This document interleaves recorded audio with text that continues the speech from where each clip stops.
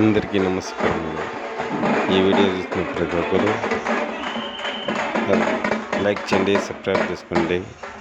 అలాగే తిరుపతి తాతయ్య కుంట గంగమ్మ తల్లి చివరి రోజు అంటే 7 రోజుల తర్వాత మంగళవారం రోజు జాతర.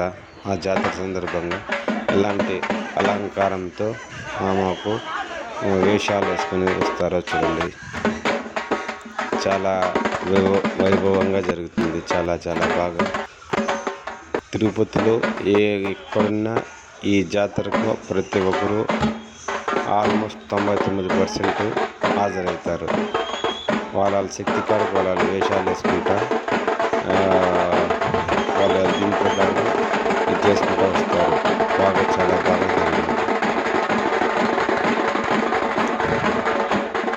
అమ్మవారికి ఒక అలంకారంగా చేసుకొని వచ్చి దాని తర్వాత డ్యాన్స్ వేస్తున్నారు పలకలు కట్టుకుంటా. ఎలా అనేది అమ్మవారి గుడిలో పక్కన గుడి ఇది చిన్నది అమ్మవారి వాళ్ళ చెల్లెలు ఉంటారు, నాకు కరెక్ట్గా ఐడియా లేదు.